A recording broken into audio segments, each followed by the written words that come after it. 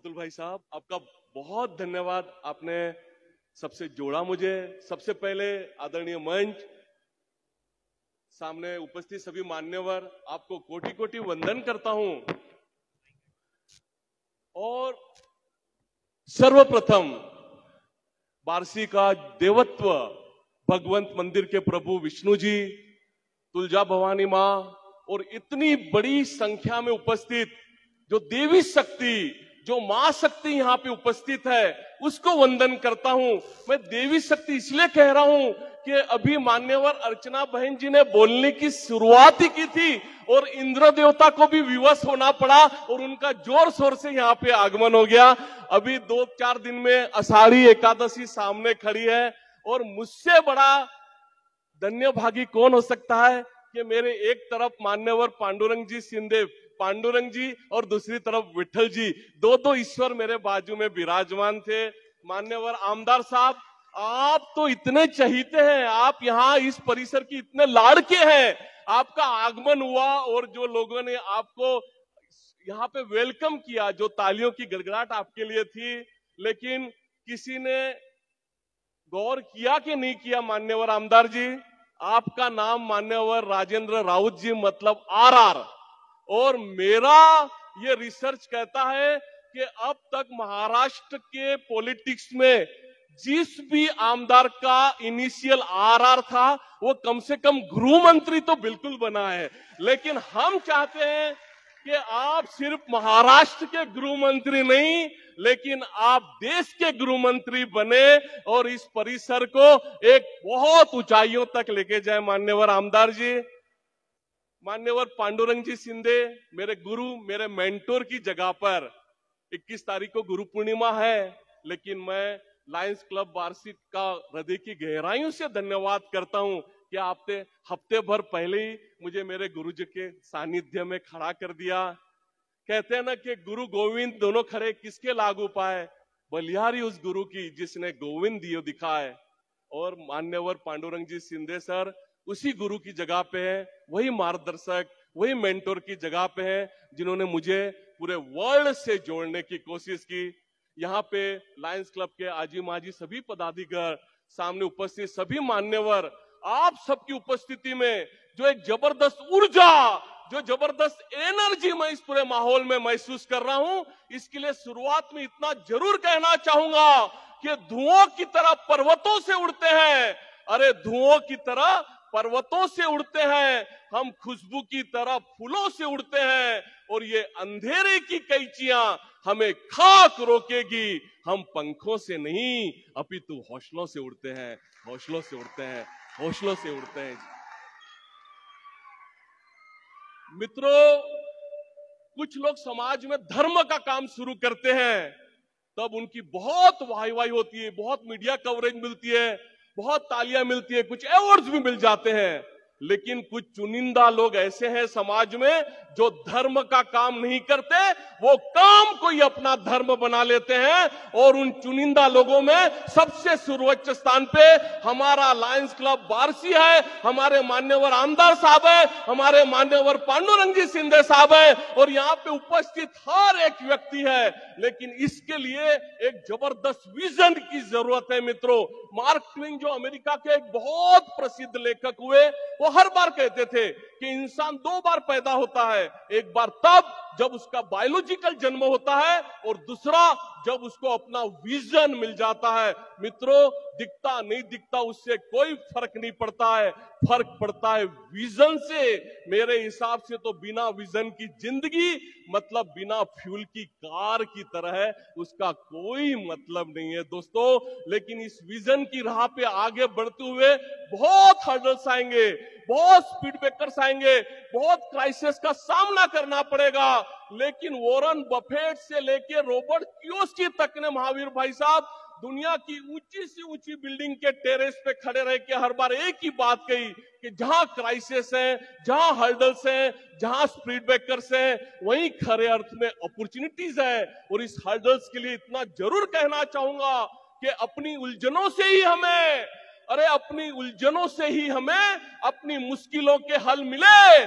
जैसे टेढ़ी मेढ़ी शाखों से हमें ढेरों रसीले फल मिले, और उसके खारेपन में, अरे उसके खारेपन में कोई बात तो जरूर होगी, तभी तो जाके सागर से हर बार गंगा जल मिले। तो ये जिंदगी का जो खारापन है वही हमें मोटिवेट करता है आगे बढ़ने के लिए। मित्रों, रही बात ये अंध, अपंग, लाचार, बेचारा शब्दों की, मैं सिरे से नकारता हूं इन शब्दों को। अरे 21वीं सदी में ऐसा कोई प्रॉब्लम है भी तो ये पूरा जागृत समाज हमारे साथ में खड़ा है। लेकिन तकलीफ और परेशानियां तो उस दिन होती है जब इस तरह के हमारे प्रॉब्लम को हम मन पे ले लेते हैं, अपने दिमाग पे ले लेते हैं। मेरे 40 साल का सनराइज कैनल का अनुभव मुझे एक ही बात सिखाता है कि ऐसी प्रॉब्लम से हमारे जीवन में सिर्फ दो बातें हो सकती है, या तो हम बिखर जाते हैं या फिर निखर जाते हैं। दोस्तों, तो हम निखरने की ओर आगे क्यों न बढ़े? बिखरने का इतिहास रटने से ज्यादा हम निखरने का इतिहास रचने की ओर आगे क्यों नहीं बढ़ सकते? और मान्यवर आमदार साहब, इन प्रॉब्लम पे, इस हर्डल्स पे, इन तकलीफों पे कविमन क्या खूब कहता है कि कौन कहता है, अरे कौन कहता है संग दिल को अश्क नहीं होते, हमने तो चट्टानों से भी झरनों को निकलते देखा है। और कौन कहता है तकलीफों में खुशियां नहीं मिलती, हमने कांटों पे गुलाबों को महकते देखा है। कौन कहता है जिंदगी में आगे बढ़ने को, अरे कौन कहता है जिंदगी में आगे बढ़ने को कांधा किसी का चाहिए ही चाहिए, हमने तो अक्सर कांधों पे सिर्फ जनाजों को निकलते देखा है। और कौन कहता है, अरे कौन कहता है मिट्टी ही जीवन का अंत है, हमने तो कई मजारों पे अनगिनत फूलों को खिलते देखा है, फूलों को खिलते देखा है। माता पिता की इकलौती संतान, डैडी दिहाड़ी मजदूर, रोज कमाओ रोज खाओ वाली बात थी योगेश भाई साहब। लेकिन उन दिनों सर्व शिक्षण अभियान की ऐसी कोई व्यवस्था न होते हुए भी मां ने मुझे एक नॉर्मल स्कूल में दाखिला दिलाया। शायद मेरे जिंदगी का टर्निंग पॉइंट उस 6 साल की उम्र में ही लिखा जा चुका था। उस 4,500-5 हजार नॉर्मल बच्चों की स्कूल में मैं अकेला ब्लाइंड, हर एक बच्चा ब्लाइंड अंधा अंधा करके चिढ़ाता। मुझे भी लगता मैं भी फुटबॉल को किक लगाऊं ग्राउंड पे जाके, मैं भी क्रिकेट खेलूं, लेकिन मेरे हिस्से उन तमाम विद्यार्थियों की स्कूल बैग या टिफिन बॉक्स संभालने से ज्यादा कोई काम ही नहीं आता। एक कोने में बिठा दिया जाता, वे खेलते, मैं उनकी चीजें संभालता।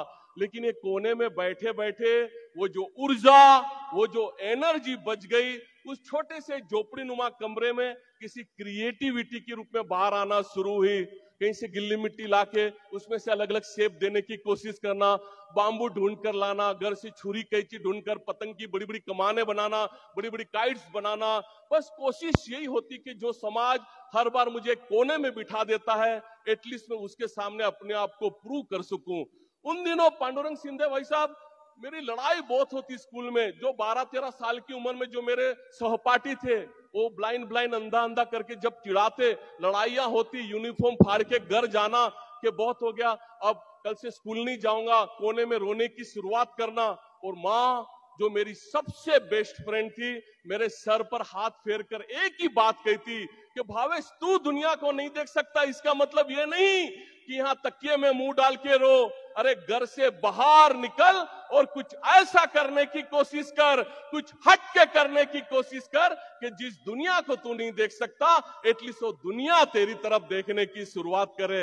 अब बात निकली है तो कुछ रिसर्च वाली बात भी बता दूं मैं आपको, शायद आने वाले दिनों में आपको बहुत काम आ जाए कि जब मां सर पर हाथ फेरती है तो बाल यूं बड़े बड़े हो जाते हैं, लेकिन इसके विपरीत जब बीवी सर पर हाथ फेरती है, मेरी हालत देख रहे हो क्या हो रही है।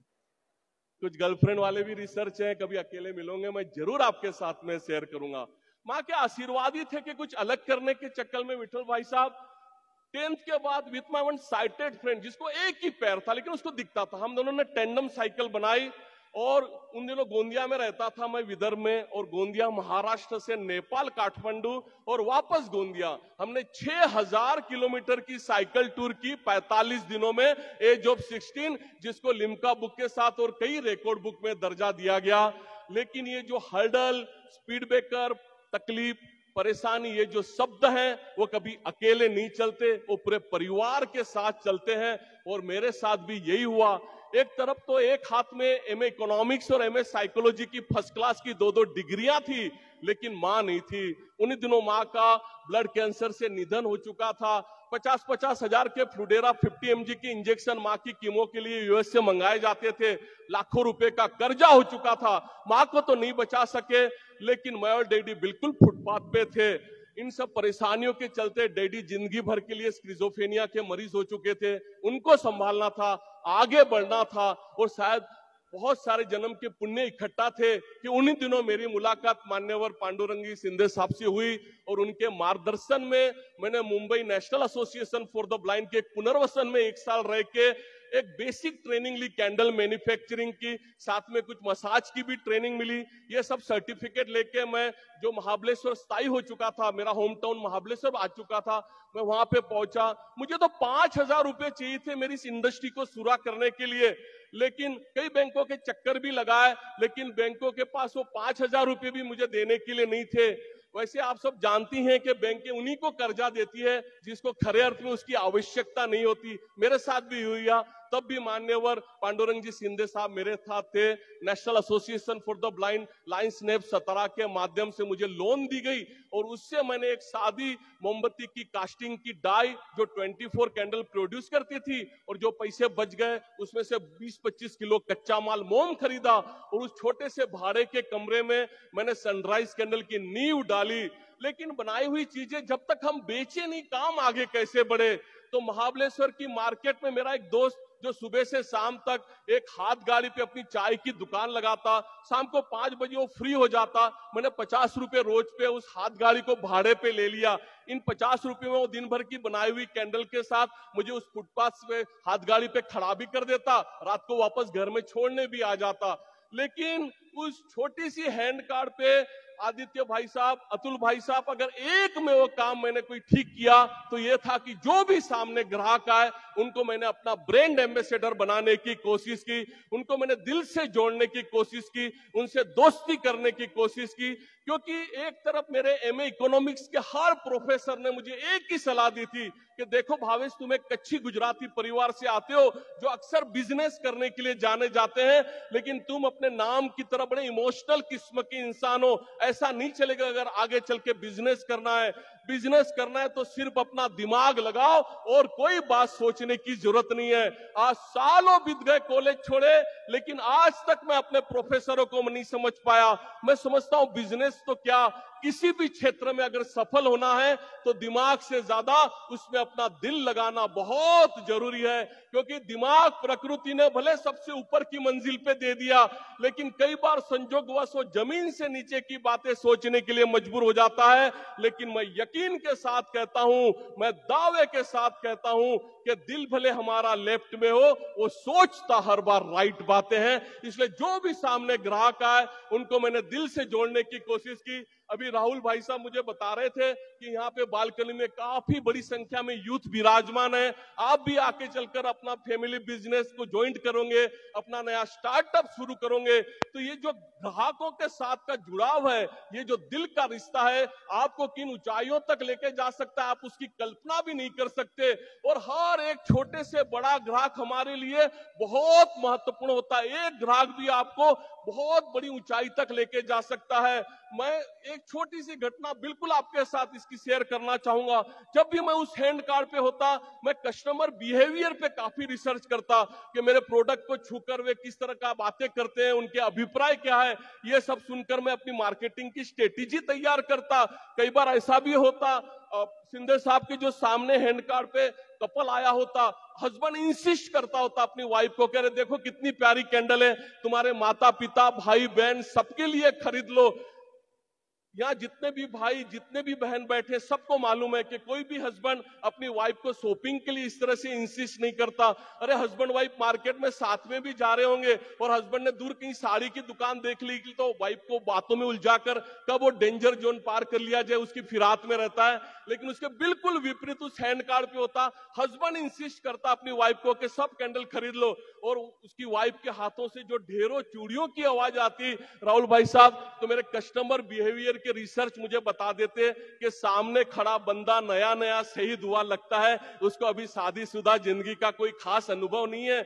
ऐसा ही एक ग्राहक का आना, एक कपल का आना, वही इंसिस्ट करना, वही उसकी वाइफ के हाथों से चूड़ियों की आवाज, मुझसे रहा नहीं गया। पूछने पे पता चला कि 10 दिन पहले उनकी शादी संपन्न हुई है। जट से उस हैंड कार्ड पे जो पहली कैंडल हाथ में लगी, मैंने उनको वेडिंग गिफ्ट देनी चाहिए, थोड़े हेजिटेट भी हुए, वो गिफ्ट तो रखी, लेकिन जो कैंडल खरीदी उसके दाम चुका है। जाते जाते जिस ग्रोसरी शॉप के सामने मैं अपनी हैंड कार्ड लगाता था, उसका लैंडलाइन नंबर लिया और वे गए। 15 दिन के बाद उस लैंडलाइन नंबर पे मेरे लिए फोन आया। मैं कुछ कहूं उसके पहले ही उन्होंने अपनी पहचान देनी शुरू की कि आपने हमें वो वेडिंग गिफ्ट दी थी। हाँ सर, कहिए क्या कर सकता हूं आपके लिए। उन्होंने कहना शुरू किया कि देखो मिस्टर भाटिया, मैं अपना कार्ड तो आपको नहीं दे पाया, लेकिन यहाँ पुणे इंफोसिस में मैं बहुत बड़ी पोस्ट पे काम करता हूं, और फेज 1 फेज 2 के मिला के 23,000 एम्प्लॉय के लिए हमने 40 दिन के बाद एक एग्जीबिशन रखा हुआ है। आपके रहने खाने की सब सुविधाओं के साथ मैंने दोनों जगह आपके स्टॉल रखवा दिए। बस लास्ट तक को इतनी कैंडल लेके आओ, बाकी हम सब संभाल लेंगे। मैंने इतनी बड़ी अपॉर्चुनिटी मिल रही थी, उनको बहुत धन्यवाद दिए। मार्केट जाना बंद करके मैंने दिन रात मेहनत करके जो 60-70 डिजाइन उन दिनों मैं कैंडल्स में बना लेता था, मैंने उसकी थप्पी लगानी शुरू की। तय दिन 2 गाड़ियां भरकर कुछ दोस्तों को साथ में लेकर हम पहुंच गए इंफोसिस। उन्होंने जैसे वादा किया था, हमारी सब व्यवस्था कर रखी थी, लेकिन एक बहुत प्यारा काम उन्होंने किया था कि मेरे हर एक एम्प्लॉय को उन्होंने मेरे प्रोजेक्ट के बारे में बता रखा था कि किसी और स्टॉल पे जाओ मत जाओ, उस कैंडल के स्टॉल पे आपने जाना ही जाना है। और उनकी इस नेटवर्किंग का ये फायदा हुआ कि जब हम इंफोसिस से तीसरे दिन लास्ट डे के लिए तब रुके हुए थे, तब हमारी कैंडल खत्म होने को थी। हमने तो कुछ सैंपल बचा के रखे थे और दिखा दिखा के हम ऑर्डर बुक कर रहे थे। और उस 60 रुपए वाले फ्लावर ने ये कमाल किया कि जब हम इंफोसिस से वापस लौटे, 19 लाख रुपए का बिजनेस लेके लौटे दोस्तों। तो हर एक ग्राहक हमारे लिए बहुत महत्वपूर्ण होता है। वो कब कहां किन ऊंचाइयों तक हमें लेके जा सकता है, उसकी हम कल्पना भी नहीं कर सकते। लेकिन हेमंत भाई साहब, विद्या बहन, एक घटना मेरी जिंदगी में ऐसी हुई जिसने मेरा पूरा जीवन ही बदल के रख दिया। नीता मेरी धर्मपत्नी उन दिनों मुंबई से एज ए टूरिस्ट महाबलेश्वर आई थी। मुझे उस हैंड कार्ड पे अकेला देखकर उसने रोज शाम को आके मुझे हेल्प करनी शुरू की। 18 दिन रोज वो शाम को आके मुझे वहां पे हेल्प करती, क्योंकि बचपन से वो महाबलेश्वर आया करती थी। सब घुमा हुआ था, काफी रिच परिवार की थी, 8-8 9-9 पेट्रोल पंप थे उसके। 18 दिन काफी अच्छी दोस्ती भी हो चुकी थी, और शायद 19वें दिन मेरी खूबसूरती काम कर गई और उसके तरफ से शादी का प्रस्ताव आ गया। जब उसका प्रस्ताव आया, पीछे नगर पालिका की खुली गटर बह रही थी, मैं गिरते गिरते बचा। वैसे हैंडसम बहुत हुआ करता था मैं उन दिनों, अपने आप को संभालते हुए मैंने कहा कि एक घर में कुत्ता बिल्ली पाल ले, उससे भी प्यार मोहब्बत हो जाती है, लेकिन कहां आप कहां मैं, कैसे मुमकिन हो सकता है। लेकिन उसने जो जवाब दिया, एक एक शब्द आज भी मुझे याद है। उसने कहा था, भावेश, बचपन से मैंने सिर्फ पैसा देखा। अक्सर लड़कियों के ब्याह बड़े घर में किए जाते हैं, बड़ा घर मतलब ज्यादा पैसा, लेकिन मुझे पैसों के सिवा कुछ बात ही समझ में नहीं आई। लेकिन यहाँ 18 दिन आपके साथ काम करके अब मुझे मेरी जिंदगी का गोल मिल चुका है। तुम्हारे पास एक बड़ा जबरदस्त आर्ट है, लेकिन तुम्हें एक साथी सपोर्ट की जरूरत है। हम दोनों एक होते हैं, और ऐसे हजारों लाखों हमारे दिव्यांग मित्र हैं जिनके लिए काम करने की जरूरत है। मैं ना नहीं कह सका, हमने तो उस फुटपाथ पे एग्रीमेंट कर ली, लेकिन आदित्य भाई साहब वहां पीछे विलन बहुत थे। वो अनारकली के लिए एक मुगल बादशाह थे, लेकिन मेरे लिए मुगल बादशाहों की पूरी फौज थी। इन-लॉज ने शर्त रख दी, माता पिता तो कन्विंस हुए किसी तरह से, लेकिन और जो इन-लॉज थे उन्होंने शर्त रख दी कि अभी सगाई करते हैं, 1 साल के बाद शादी। उनको लगता था इस 1 साल में लड़की के सर से समाज सेवा का भूत उतर जाएगा, वो अपनी जगह मैं अपनी जगह। लेकिन बाद में मैं कहां मानने वाला था, हर हफ्ते मुंबई पहुंच जाता मैं उससे मिलने कि कहीं वो अपने विचार न बदल दे। अब एक स्ट्रीट होकर पैसे कहां से निकाले, बस के तो आजू बाजू के जो फेरी वाले थे और स्ट्रीट होकर थे, उनसे उधार के पैसे लेके मुंबई जाना, और उस 8-9 घंटों की स्टेट ट्रांसपोर्ट की बस में उधार के पैसों में बॉम्बे जाते जाते मेरे दिल की हर धड़कन एक ही बात कहती थी कि सांसों में वो मेरे समाया भी बहुत लगता है, वो शख्स मुझे पराया भी बहुत लगता है। तमन्ना तो यह है कि रोज उससे मिलने जाऊं, लेकिन क्या करूं, आने जाने में किराया भी बहुत लगता है। या जितने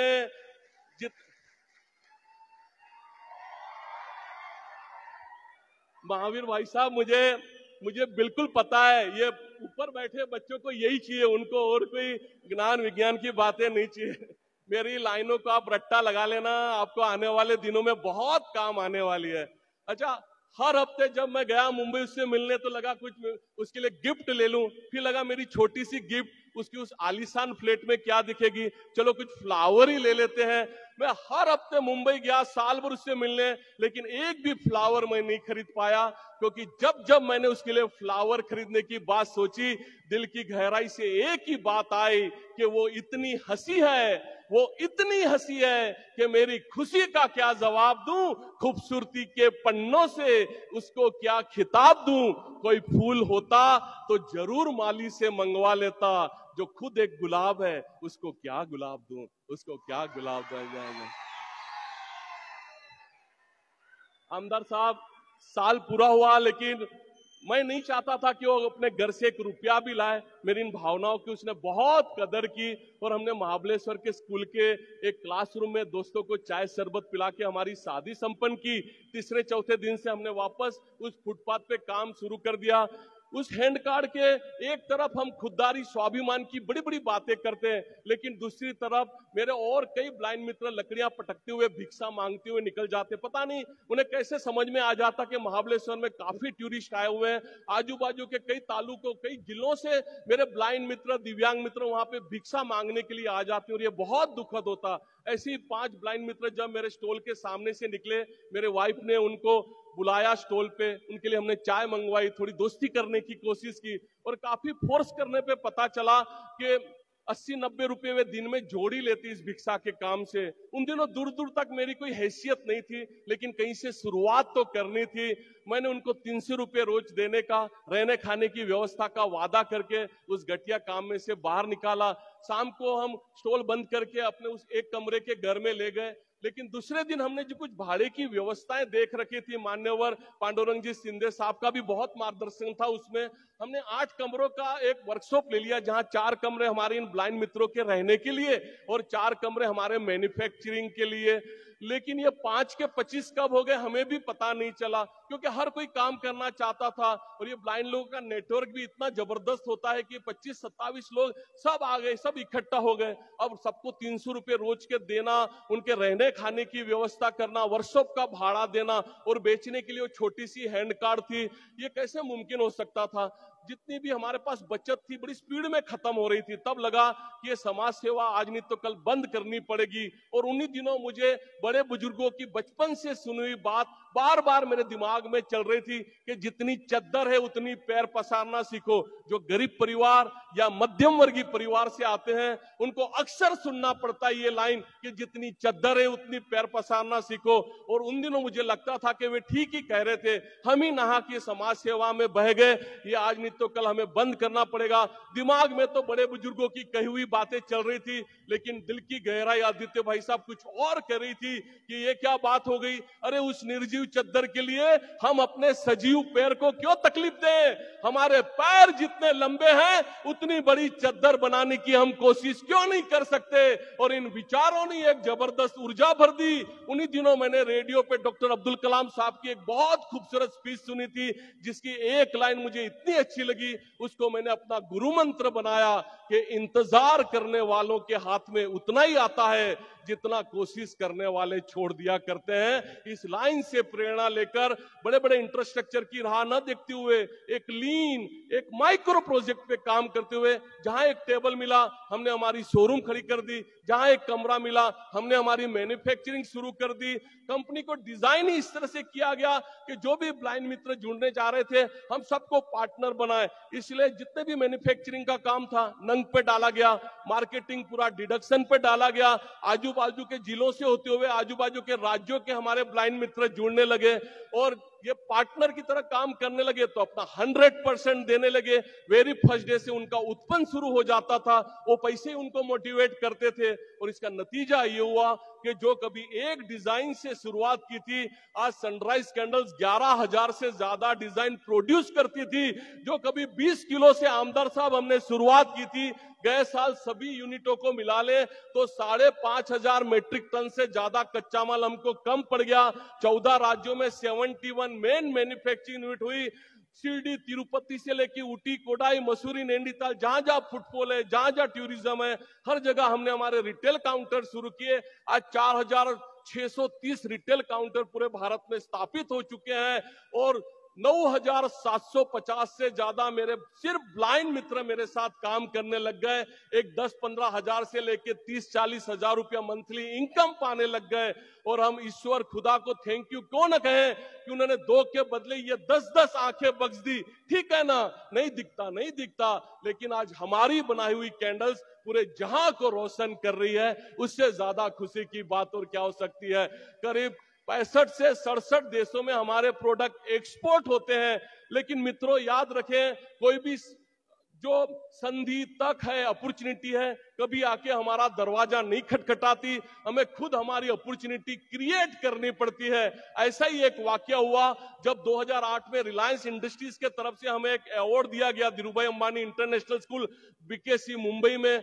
उस अवार्ड में मान्यवर नीता अंबानी और मुकेश अंबानी भाई साहब ने अवार्ड तो दिया, लेकिन उनके वाइस प्रेसिडेंट सर ने लास्ट फंक्शन तक मुझे रोके रखा। फंक्शन के बाद अपनी कार में बिठाकर वो मेकर चेंबर 4 नरीमन पॉइंट अपने ऑफिस में ले गए। मेरे हाथ में कवर देते हुए कहा कि अंबानी साहब चाहते थे ये कवर आप तक पहुंचे। मैंने कहा सर क्या है इसके अंदर? उन्होंने कहा इसमें 51 लाख का चेक है। हमारी अवार्ड कमेटी आके देख के गई थी कि किस भाड़े की व्यवस्था में आप काम करते हो, ये पैसे रखो, बड़ी सी फैक्ट्री डालो। रिलायंस आपके काम से बहुत खुश है, और पैसे चाहिए तो मांग लेना, हम जिंदगी भर आपके साथ जुड़े रहना चाहेंगे। मां के संस्कार उन दिनों काम आ गए। मैंने झट से वो कवर उनको वापस देते हुए कहा नहीं सर, मुझे पैसों की नहीं, मुझे काम की जरूरत है। आप दे सकते हो तो काम दीजिए। इतनी बड़ी कंपनी, कितने सारे सिस्टर कंसर्न, कितने सारे गिफ्ट आर्टिकल्स आपको लगते हैं, तो आप उसमें हमारे प्रोडक्ट का उपयोग क्यों नहीं करते हैं? इसमें उजाला है, इसमें खुशबू है, और पीछे अनगिनत हाथों को रोजगार जनरेट हो सकती है। ये बात उनको इतनी अच्छी लगी कि 2008 से टिल टुडे रिलायंस की हर न्यू ईयर गिफ्ट बनाने का हमें मौका मिला। हर साल करीब 3-3.5 लाख बॉक्स हम उनके लिए तैयार करते हैं। लेकिन इसमें हमारे ब्लाइंड मित्रों के साथ साथ 3 से 4 हजार ऑर्थोपेडिक और 4 से 5 हजार हमारे जो मुकबधिर, हमारे जो दिव्यांग मित्र हैं, उनको भी रोजगार होता है।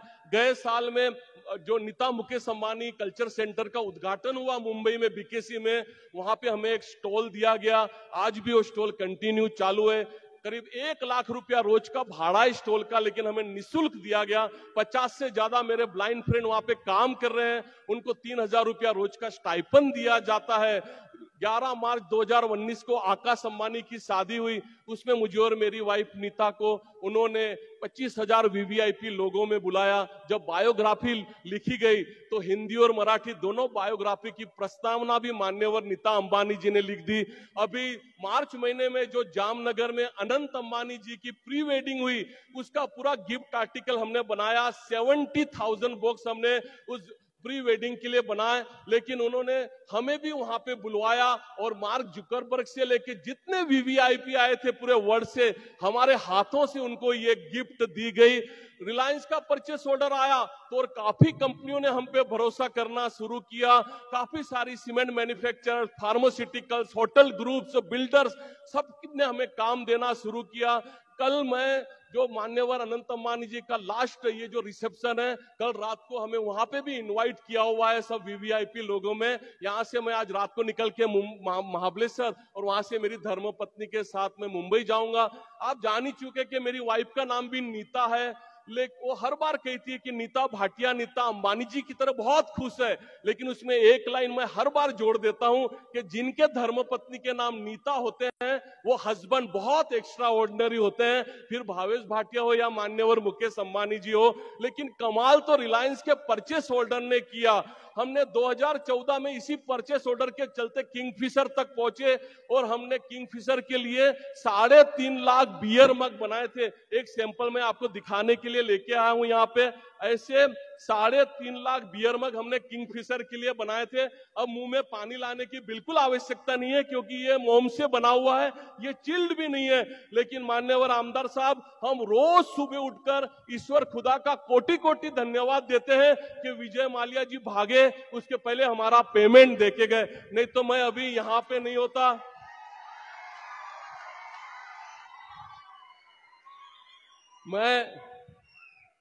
अगर वो पैसे देके नहीं जाते तो मैं यहां नहीं होता। मैं लियो बारसी के सभी मेंबर्स के साथ अभी इंग्लैंड के चक्कर लगाता होता वसूली के लिए।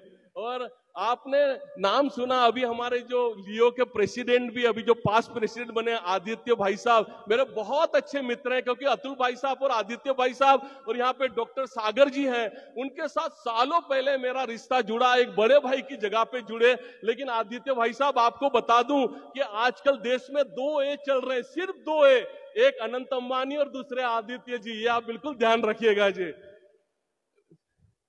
मान्यवर पांडुरंग जी सिंधे साहब ने एक बहुत प्यारी बात कही कि कोई भी चीज हो उसकी मार्केटिंग बहुत जरूरी है। आज 500 से ज्यादा मैनेजमेंट कॉलेज हमें केस स्टडी करती हैं।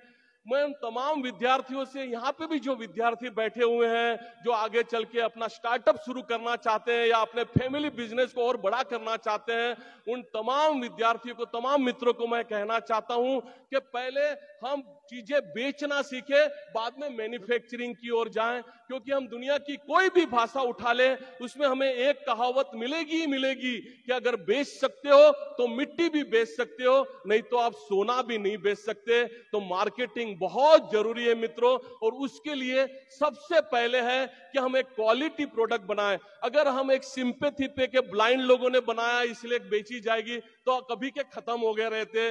आज क्वालिटी है, इसलिए आज हम करीब 65 से 70 देशों में हमारे प्रोडक्ट बेच पा रहे हैं। इन अनगिनत कॉर्पोरेट्स के लिए हम काम कर पा रहे हैं, उनके ट्रेडमार्क, सिंबल, हर चीज हम मोड़ में ढाल देते हैं। तो मार्केटिंग बहुत जरूरी है। उसके लिए पहले हम अपने प्रोडक्ट पे 100% भरोसा करें, तभी हम जो सामने ग्राहक हैं उनको हम 100% कन्विंस कर पाएंगे कि वो हमारे प्रोडक्ट खरीद पाए।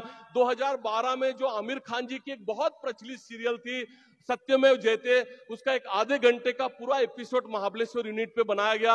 आमिर खान जी खुद आए थे, आज भी वो यूट्यूब पे अवेलेबल है।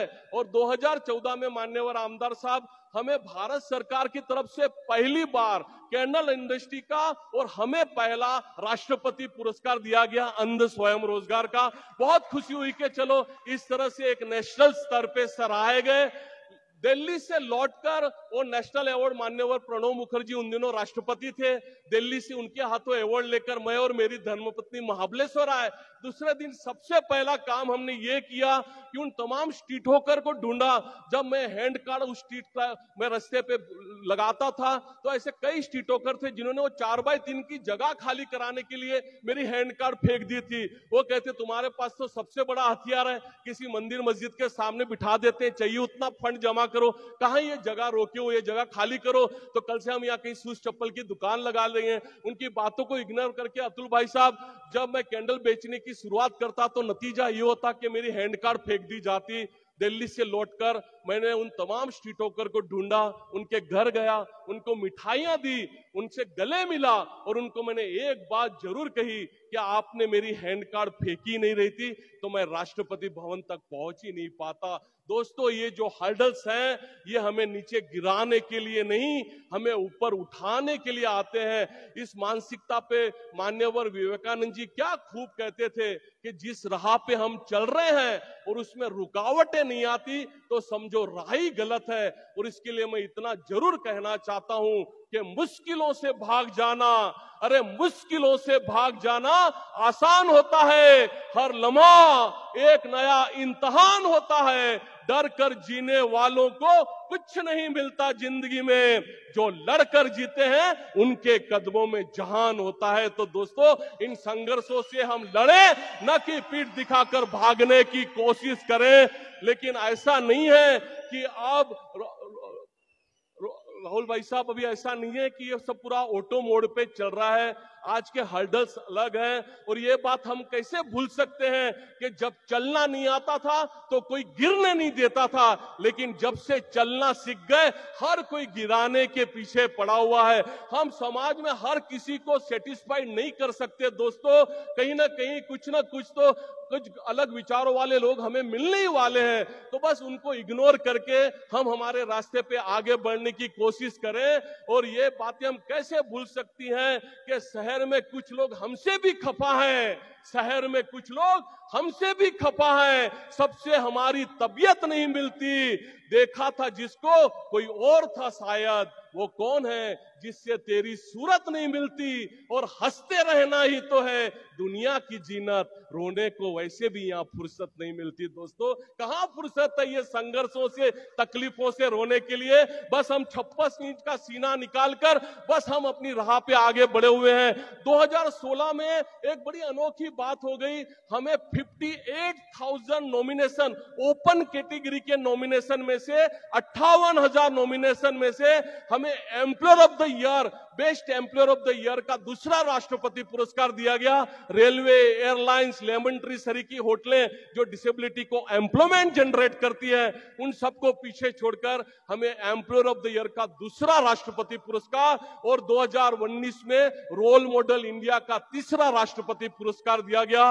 उन दिनों मान्यवर उपराष्ट्रपति एम वेंकैया नायडू जी ने यह अवार्ड दिया और उसके बाद रामनाथ कोविंद सर जो राष्ट्रपति थे, उन्होंने मुझे और मेरी धर्मपत्नी को अपने साथ लंच पे बुलाया था राष्ट्रपति भवन में। वो किसी नोबेल पारितोषिक से कम नहीं था हमारे लिए मित्रों, लेकिन उस छोटी सी हैंड कार्ड से आज यहां तक का जो मंच है ना मान्यवर शिंदे साहब, उसमें सिर्फ एक ही शब्द काम आया और वो था हार्डवर्क, हार्डवर्क और सिर्फ हार्डवर्क। मैं सभी से कहता हूं कि एक सही एंगल पे, सही दिशा पे और सही डिग्री पे अगर हार्डवर्क किया जाए तो सही डिग्री के हार्डवर्क के सामने हार्वर्ड की कई कई डिग्रियां फीकी पड़ सकती है। और इस हार्डवर्क, इस मेहनत के लिए इतना जरूर कहना चाहूंगा, आज आप इस सभागृह से कुछ मत लेके जाना, लेकिन मेरी इन 4 लाइनों को अपने साथ बांध कर बिल्कुल लेके जाना, इस मेहनत वाली 4 लाइनों को, कि ये जो दिया होता है ना मोमबत्ती, कि समा भी हवा में रोशन हो सकती है, समा भी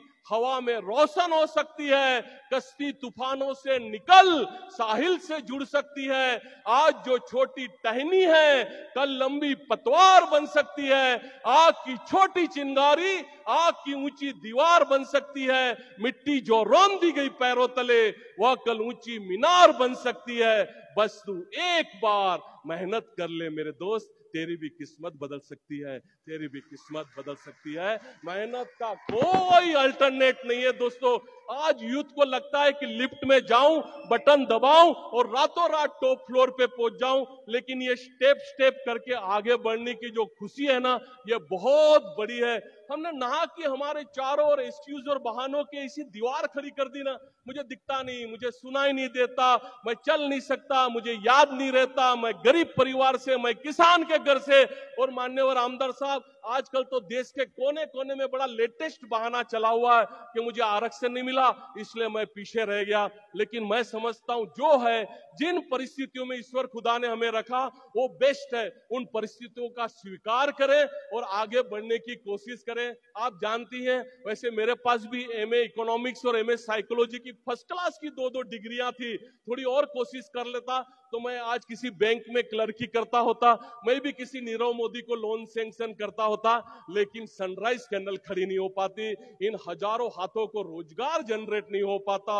अच्छा, काफी मित्रों से मैं मिलता हूं, काफी स्कूल कॉलेजों में मान्यवर शिंदे साहब के मार्गदर्शन में हम जाते हैं, हजारों लाखों विद्यार्थियों से मैं मिलता हूं, लेकिन मुझे बहुत आश्चर्य होता है राहुल भाई साहब कि सब कुछ होते हुए भी वहां बड़ा हताशा, डिप्रेशन का माहौल है। अब कारण जानने की कोशिश करता हूं तो कहीं वही गर्लफ्रेंड बॉयफ्रेंड के टीनेजर वाले लफड़े, और कहीं ब्रेकअप हो गया और मुंह लटकाए बैठे हैं, कहीं पे एक सब्जेक्ट रह गया मुंह लटकाए बैठे हैं। कुछ स्पोर्ट्स में नहीं कर पाए, मुंह लटकाए बैठे हुए हैं। मैं उन तमाम विद्यार्थियों से कहता हूं, ऐसा जरूरी नहीं कि जिस भी क्षेत्र में आप आगे बढ़ोगे सफलता ही सफलता मिलेगी, पहले असफलताएं भी मिलेगी। उन असफलताओं को हम स्वीकार करना सीखे। आज कितने इंस्टीट्यूट के साथ हम जुड़े हुए हैं, दिल्ली IIT से लेकर IIM तक। मैं उन तमाम वहां के ऑर्गेनाइजर से, वहां के पदाधिकारियों से एक ही बात कहता हूं कि हमने दुनिया भर की चीजें हमारे स्टूडेंट को सिखा दी, लेकिन हमने हार बर्दाश्त कैसे करना है वो हम आज तक उनको नहीं सिखा पाए। कुछ थोड़ा सा हुआ नहीं कि तुरंत हमारे स्टूडेंट गिव अप कर जाते हैं, और कोटा सरी के कितने ऐसे दुखद समाचार हमें मिलते हैं। ये नहीं होना चाहिए। मेरी वाइफ के साथ मैंने एक फिल्म देखी थी, 3 इडियट, आप सबने भी देखी रहेगी, बहुत प्यारी फिल्म थी।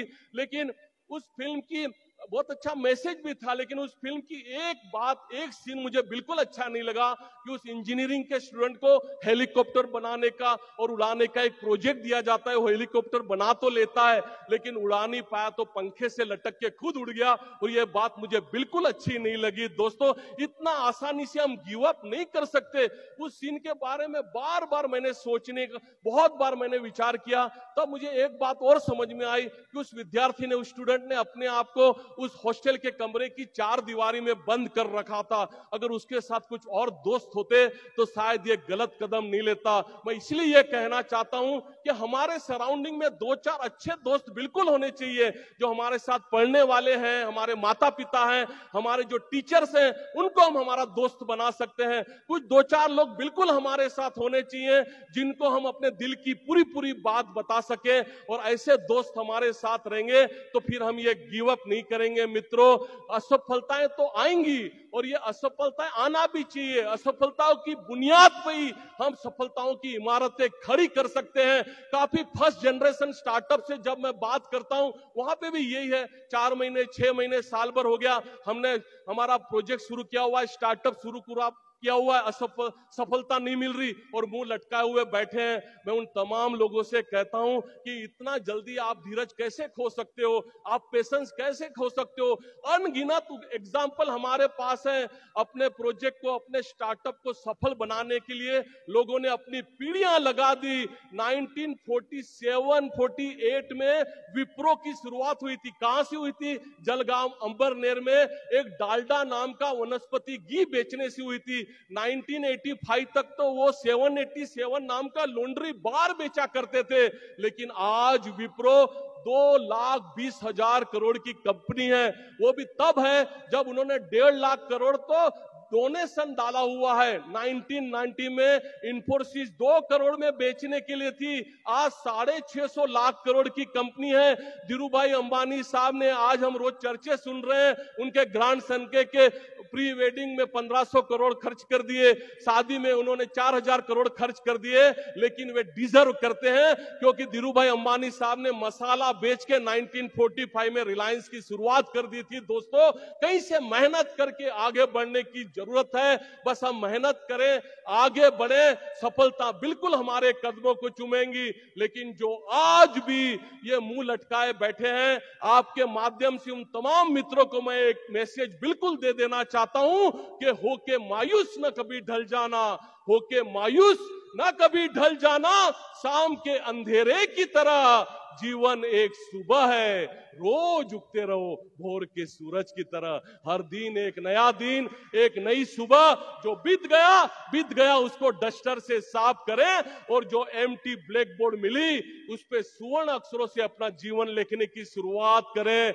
महात्मा गांधी जी के 3 बंदरों वाली बात आपने, मैंने बचपन से सुनी कि बुरा मत देखो, बुरा मत बोलो, बुरा मत कहो, बुरा मत सुनो, बुरा मत देखो। लेकिन मेरी व्यक्तिगत राय है कि उन 3 बंदरों के परिवार में एक और बंदर को शामिल करने की जरूरत है, वो है बुरा मत सोचो। क्योंकि हम जैसा सोचते हैं बिल्कुल हमारे साथ वैसा ही होता है। आचार्य रजनीश ओशो इस भावनाओं को अस्तित्व का नाम देते थे। वो अक्सर कहते थे कि एक यूनिवर्स में एक ताकत बिल्कुल है जो हमारे विचारों को पूरा करने के लिए तत्पर होती है। शायद जो युवा बैठे हैं वो फिल्म की भाषा ज्यादा समझ सकते हैं। शायद किसी फिल्म में ओम शांति ओम में शाहरुख खान इसी ताकत को कायनात का नाम दे देता है। हजारों नाम हो सकते हैं, लेकिन एक ताकत बिल्कुल है जो हमारे विचारों को लेके आगे बढ़ती है। जैसा हम हमारे लिए सोचते हैं बिल्कुल वैसा ही होता है। तो फिर हम अच्छा क्यों ना सोचें, पॉजिटिव क्यों ना सोचें, एनर्जी क्यों ना सोचें। दूसरों की बुराइयां और दूसरों की वीकनेस ढूंढते ढूंढते जब जाने का वक्त आता है तब इतना ही कहना पड़ता है कि मैं अपने अंतिम दिनों में बस यही सोचता रहा कि धूल तो चेहरे पे थी, मैं नहा की आईना पोंछता रहा। आईना साफ है दोस्तों, हम अपनी चेहरे की धूल को साफ करें, आगे बढ़ने की कोशिश करें। माननीय आमदार साहब, काफी मित्रों से जब मैं हाथ मिलाता हूं तो मुझे बहुत आश्चर्य होता है कि उनकी हर उंगली में अंगूठी।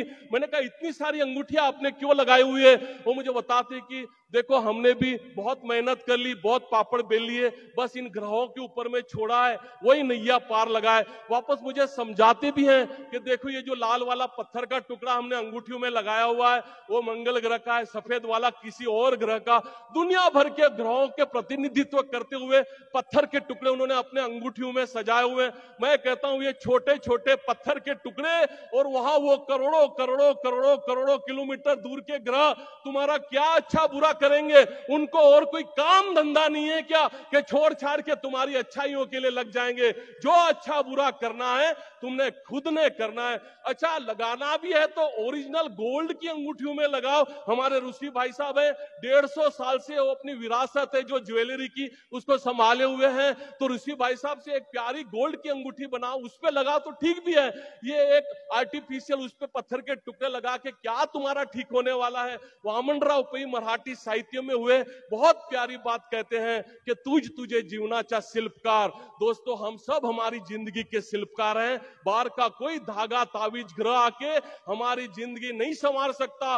लेकिन जो आज भी इस अंधविश्वास की दलदल में बैठे हैं, इस मंच से आप सब मित्रों को मैं एक बात जरूर कह देना चाहता हूं कि शब्दों के शमशेर चलाता हूं मैं। अरे शब्दों के शमशेर चलाता हूं मैं, पानी से तस्वीर बनाता हूं मैं। कायर है वो जो किस्मत की बात करते हैं, अरे किस्मत की तो खुद तस्वीर बनाता हूं मैं। हमारी जिंदगी की तस्वीर बनाने वाले हम खुद है दोस्तों। मान्यवर महावीर भाई साहब, योगेश भाई साहब, अर्चना बहन, मैं बड़ा ध्यान से मैं सुन रहा हूं कि ये अंगूठे वाली बात की तो करीब करीब 90% लोग ताली नहीं बजा रहे। शायद वे लोग भी यही अंधविश्वास वाली अंगूठियां बैठ के पहने हुए यहाँ पे बैठे हुए हैं। मैं तो आपसे विनती करना चाहता हूं कि जाने से पहले ऐसी सब अंगूठियां हमारे जो प्रेजेंट प्रेसिडेंट हैं महावीर भाई साहब, उनको आप डोनेट कर दें। इन अंगूठियों को बेचकर महावीर भाई साहब आने वाले कई अच्छे प्रोजेक्ट समाज के लिए वे तैयार कर पाएंगे, उसको आगे बढ़ा पाएंगे। 1988 की साइकिल टूर के बाद में 1988 की साइकिल टूर के बाद में जिंदगी से स्पोर्ट्स करीब करीब निकल चुकी थी। लेकिन जिस एज में स्पोर्ट्समैन ग्राउंड छोड़ देते हैं उस एज में मैंने वापस खेलना शुरू किया। 26, 27, 28 की उम्र में यहाँ पे वापस सिंधे साहब का मार्गदर्शन मिला। मान्यवर सिंधे साहब स्टेट और नेशनल के पैरा ओलंपिक के कई पदों पे आप काम कर रहे हैं। उनके मार्गदर्शन में हमारे कितने पैरा ओलंपिक मेडलिस्ट यहाँ पे तैयार हुए। उनके मार्गदर्शन में मैंने गोला फेंक, थाली फेंक, भाला फेंक, जो बचपन से मेरे पसंदीदा स्पोर्ट्स थे, मैंने डिस्ट्रिक्ट से खेलना शुरू किया। 99-2000 में पहली बार स्टेट खेला और 2001 में मुझे बेंगलोर में पहली बार नेशनल खेलने का मौका मिला, उसमें गोल्ड मेडल आया। और 2002 में एक ऐसी बात हुई कि 2002 से टिल टुडे मैं शॉर्टपुट का नेशनल रिकॉर्ड लेके हूं दोस्तों पैरा ओलंपिक का। अब तक मेरे पास में 117 से ज्यादा पैरा ओलंपिक मेडल हैं दोस्तों। कुछ मेडल्स मैं आपको दिखाने के लिए यहाँ पे लेके आया हूं। 117 मेडल्स हैं दोस्तों मेरे पास में पैरा ओलंपिक के। महाबलेश्वर की यूनियन बैंक में हमें 3 लॉकर दिए गए हैं सिर्फ मेडल रखने के लिए दोस्तों। लेकिन ये सब मेडल मेरी वाइफ को समर्पित है, उसके सपोर्ट से ये सब मेडल हो पाए। जब 2001 में पहला गोल्ड मेडल आया, उसने कहा आपको 10 किलोमीटर ट्रैवल करके जिम तक जाना पड़ता है, कितना अच्छा हो कि जिम ही आप तक आ जाए। अर्चना बहन, विद्या बहन, मेरी वाइफ ने, नीता ने घर पे ही एक जिम लगा दी। अब परिस्थिति ये होगी कि जब से जिम लग गई मुझे सुबह 4 से 8 तक जिम में जाना पड़ता है, उसके बिना नाश्ता ही नहीं मिलता। आज 54 की उम्र में आज भी 350-400 पुशअप्स निकालने पड़ते हैं, ग्राउंड प्रैक्टिस करनी पड़ती है, तब जाके नाश्ता मिलता है। आज अभी हम मिडनाइट को निकलेंगे तो बट नेचुरल है कल मैं जिम में नहीं जा पाऊंगा, फिर नाश्ता नहीं मिलेगा, क्योंकि एग्रीमेंट है कि जिस दिन एक्सरसाइज नहीं उस दिन नाश्ता नहीं। और ऐसे वक्त में फिर एक ही सहारा होता है कि उसकी मिन्नतें करो, खुशामतें करो, तो आधा सा पराठा दे दिया जाता है दया दृष्टि दिखाते हुए। उस आधे से पराठे की प्लेट को लेके जिम के किसी कोने में खड़े रह के चेहरा नीचे करके गुनेगार की तरह चुपचाप वो आधा सा पराठा खा लेता हूं और जूने जमाने का कोई गीत भी गा लेता हूं कि अजीब नाश्ता है ये, कहां शुरू कहां खत्म। लेकिन ये सब मेडल मेरी वाइफ को समर्पित है। स्ट्रिक्टली वेजिटेरियन हूं, एक भी नहीं खाता दोस्तों, लेकिन उसके सपोर्ट से ये हो पाया, मान्यवर शिंदे साहब के सपोर्ट से ये हो पाया। परेशानी तो मेरे स्पेन के कोच ने बढ़ा दी थी, और रोज मेल करके मेरी वाइफ से कहता कि ठीक है ये जिम वगैरह ग्राउंड प्रैक्टिस ठीक है, लेकिन भावेश को स्टेमिना के लिए 8-8 किलोमीटर रोज दौड़ाओ। अभी उसको क्या मालूम किया जिम में हालत खराब हो जाती है, लेकिन कोच कहता है तो करना पड़ेगा, क्योंकि साइको रिपोर्ट्स भी तो भेजनी थी।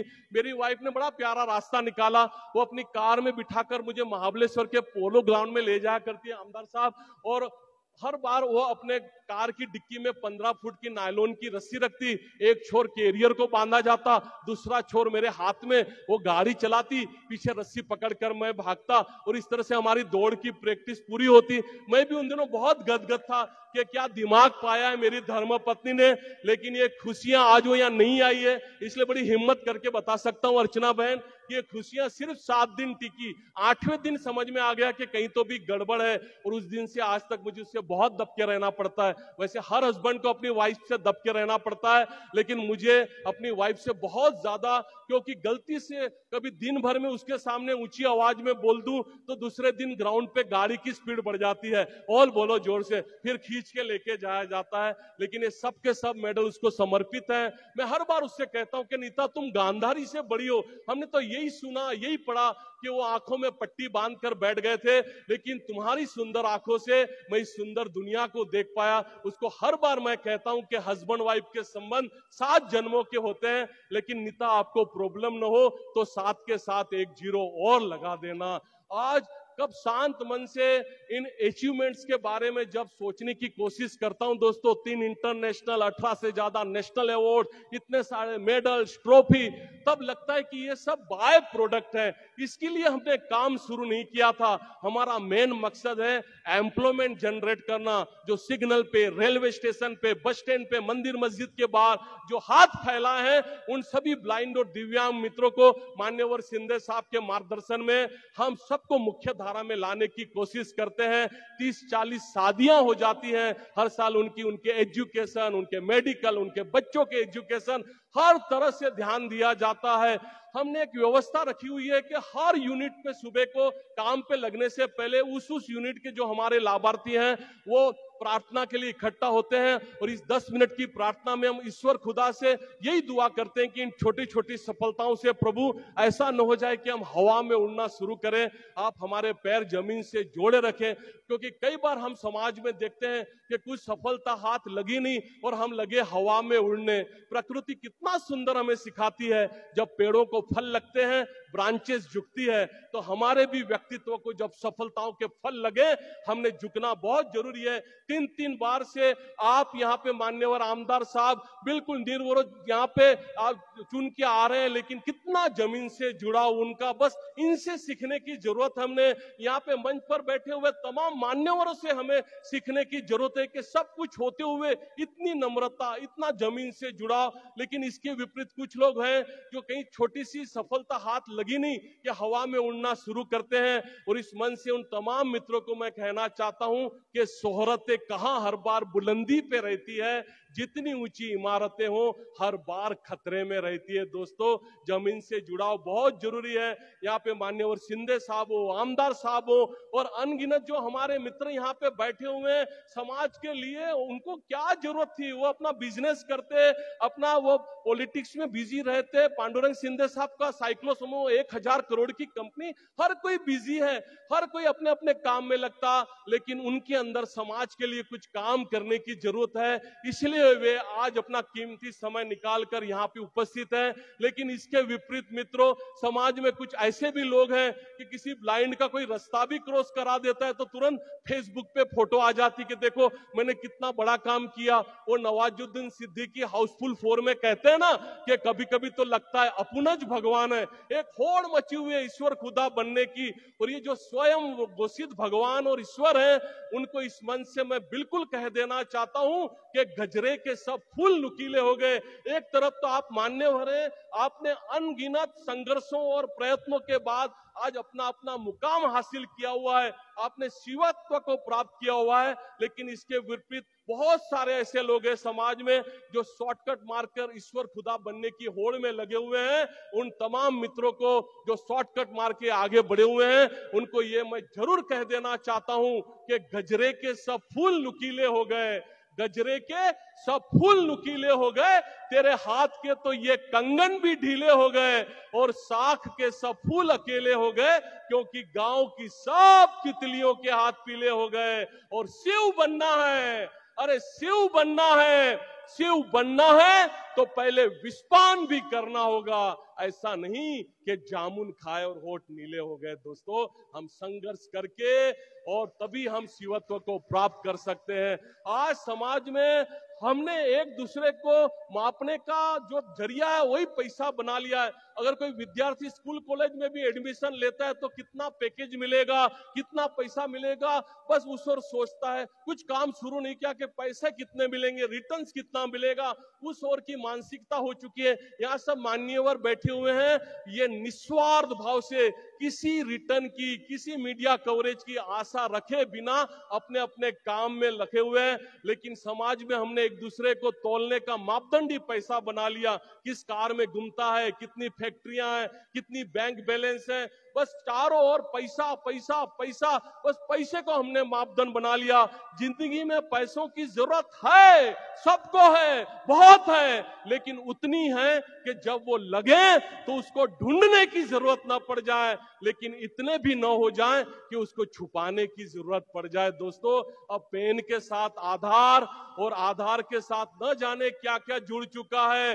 कौन बनेगा करोड़पति कहना बहुत आसान है, लेकिन कौन बचेगा करोड़पति कहना बहुत मुश्किल है। दोस्तों, तो ये जो ज्यादा का पैसा है ये समाज का है। आप ये जो ज्यादा का पैसा अगर आपके पास भी है तो लायंस क्लब के इन पदाधिकारियों को दे सकते हो, और उनके हाथों से ये समाज के उत्थान के लिए अनगिनत काम हो रहे हैं जो कई बार पैसों के अभाव में रुक जाते हैं। तो ये जो पैसा है उन कामों को और मजबूती देगा और आगे बढ़ाएगा। और इन पैसों के लिए तो मैं इतना ही कहता हूं कि जिस्म पर मिट्टी मलेंगे, जिस्म पर मिट्टी मलेंगे, पाक हो जाएंगे हम। हे जमी, एक दिन तेरी खुराक हो जाएंगे हम। हे गरीबी, यूं रास्ते में हमें अकेले मत छोड़ देना। हे अमीरी, दूर हट, नापाक हो जाएंगे हम। सनराइज कैंडल अब कोई बिजनेस नहीं है, सनराइज कैंडल एक यज्ञ है। हर धर्म में हम अप्रमाद, निर्वाण, मोक्ष, जन्नत, समाधि आदि शब्दों का उपयोग करते हैं कि ये करेंगे तो मोक्ष मिलेगा, ये करेंगे तो जन्नत मिलेगी। लेकिन मुझे लगता है कि सुंदर दुनिया को अलविदा कहूं उसके पहले कम से कम 50,000 ही सही मेरे इन ब्लाइंड और दिव्यांग मित्रों को उनके पैर पे खड़ा कर दूं। मैं समझूंगा मुझे जीते जी मोक्ष नसीब हो गई। मैं किसी मंदिर मस्जिद में नहीं जाता, वहां जाके भी क्या दिखने वाला है। और ये जो तमाम मेरे दिव्यांग और ब्लाइंड मित्र जो खुद ईश्वर खुदा का रूप है, उनको छोड़कर मैं किस मंदिर मस्जिद के दरवाजे खटखटाऊं। लेकिन मित्रों, इसके लिए साथ में आने की जरूरत है।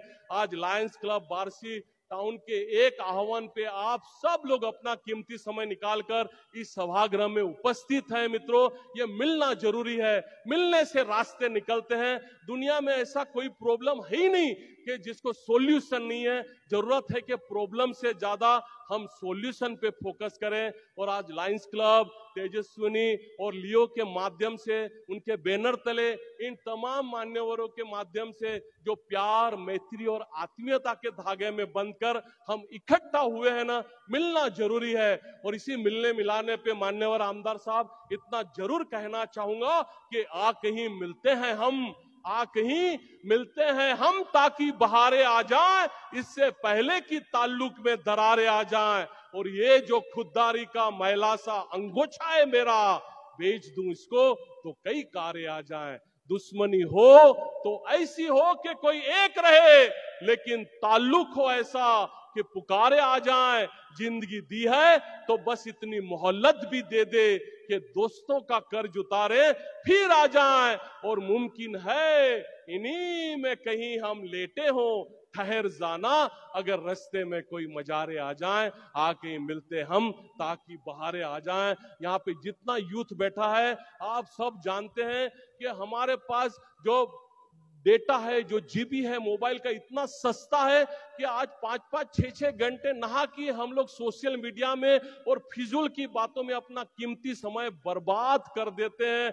आज जिम्बाब्वे सरी के देश को आप रिसर्च करो, आपको 4000 रुपये 1 जीबी का देना पड़ता है। अमेरिका में $5 लगते हैं 1 जीबी को, लेकिन हमारे यहाँ जीबी सस्ता है। तो हमारे पास वक्त भी सस्ता हो है, ऐसा समझकर हमारा पूरा यूथ, आज 55 करोड़ की हमारी यूथ की आबादी, जो दुनिया का सबसे यंग देश है, लेकिन हम हैं कि हमारा कीमती समय देश की उन्नति, देश की प्रगति में न डालकर फिजूल किए, कितने लाइक मिले, कितने लाइक नहीं मिले, और यही सोशल मीडिया में हम हमारा कीमती समय डाल देते हैं। दोस्तों, उसमें से बाहर निकलने की कोशिश करें, किताबों से जुड़े। इतनी प्यारी किताबें हैं, खजाना है।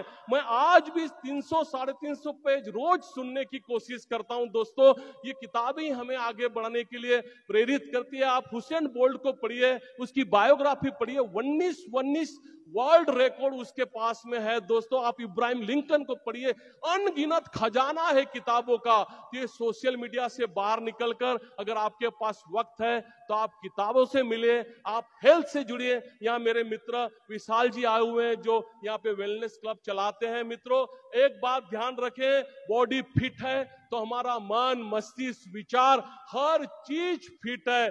तो फिटनेस बहुत जरूरी है।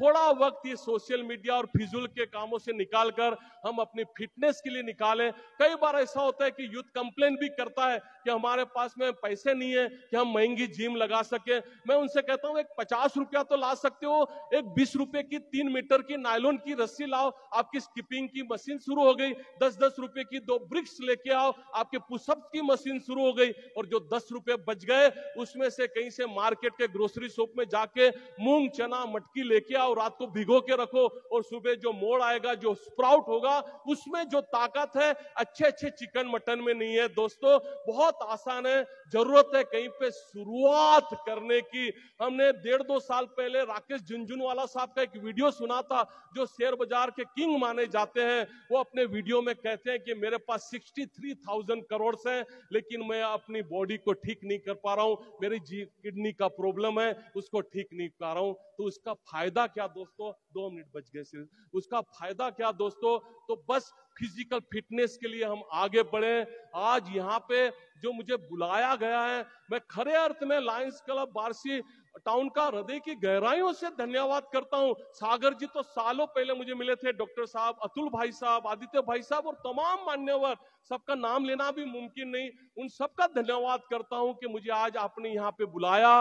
ये किसी एक भावेश का, एक किसी दिव्यांग का मान सम्मान नहीं है, लेकिन देश के कोने कोने में रहने वाले लाखों करोड़ों मेरे दिव्यांग मित्रों का मान सम्मान है। उन सब के तरफ से मैं Lions club Barshi town, Tejaswini और लियो क्लब बार्सी का हृदय की गहराइयों से धन्यवाद करता हूं। और अतुल भाई साहब, महावीर भाई साहब और सभी योगेश भाई साहब, आप सभी मान्यवरों के प्रति मेरे मन में जो श्रद्धा है, आज वो मुझे कहने के लिए विवश कर रही है कि जब सभी शहंशाह, जब सभी शहंशाह अपनी अपनी कब्रों में बूंद बनकर बैठे होंगे, हम समुद्र सिंधु के पानी में बूंद बनकर बैठे होंगे। और सदियां बीते, अरे सदियां बीते, जब सुल्तानों के नामों निशान नहीं होंगे, तब भी लायंस क्लब बार्सी आप घर घर बंद किताबों में अक्सर बनकर बैठे होंगे। सिर्फ 1 मिनट और लेना चाहूंगा। 2011 में नेहरू माउंटेनियरिंग से मैंने माउंटेनियरिंग की ट्रेनिंग ली। उसके बाद कलसूबाई महाराष्ट्र 9 बार हुआ। लास्ट ईयर हमने जो अफ्रीका का सबसे ऊंचा शिखर है माउंट किलिमंजारो, 2 बार स्टोक कांगरी हुई, बेस कैंप माउंट एवरेस्ट का हुआ। दोस्तों, ये सब फोटोग्राफ्स देख के जो मेरे दोस्त हैं मुझे पूछते हैं कि भावेश डर नहीं लगता, हाथ स्लिप हुआ तो आप 8-10 हजार फुट नीचे खाई में गिर सकते हो। मैं उनको बड़ा आसान से एक जवाब देता हूं कि मुझे दिखता तो मैं जरूर डरता। दोस्तों, ये बात मैं इसलिए कह रहा हूं कि यहाँ जितने भी लोग इस सभागृह में हैं या सभागृह के बाहर हैं, हम कोई भी सर्वगुण संपन्न नहीं है। ईश्वर खुदा ने कोई ना कोई वीकनेस हमारे अंदर रख छोड़ी है।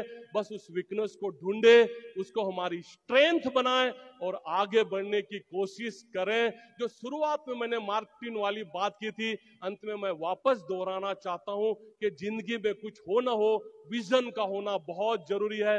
हम विजन, गोल, उद्देश्य, टारगेट, मंजिल दुनिया भर के नाम दे सकते हैं, लेकिन जिंदगी में विजन का होना बहुत जरूरी है। और अंत में एक बात मैं जरूर कह देना चाहता हूं कि ये जो लाइफ है ना, ये जो जिंदगी है, ये जीवन है, एक रंगमंच है। आप, मैं, हम सब इस रंगमंच के कलाकार हैं। हमें जो रोल दिया गया है ईश्वर खुदा के तरफ से, उसको बड़ी शिद्दत से निभाएं और ऐसी शिद्दत से निभाएं कि जब पर्दा गिरे उसके बाद भी जो सामने लोग हैं वो खड़े रह के देर तक तालियां बजाते रहे। और मेरी 2 प्यारी लाइनों के साथ मेरी बात को पूरा करना चाहूंगा कि मंजिलों को कभी यह ना बताओ, माननीय आमदार साहब, कि मंजिलों को कभी यह ना बताओ, मंजिलों को कभी यह न बताओ कि तुम्हारी तकलीफें कहां हैं, लेकिन तकलीफों को यह जरूर बताओ कि तुम्हारी मंजिलें कहां हैं। आपका बहुत धन्यवाद। Thank you so much. Thanks a lot. Thank you.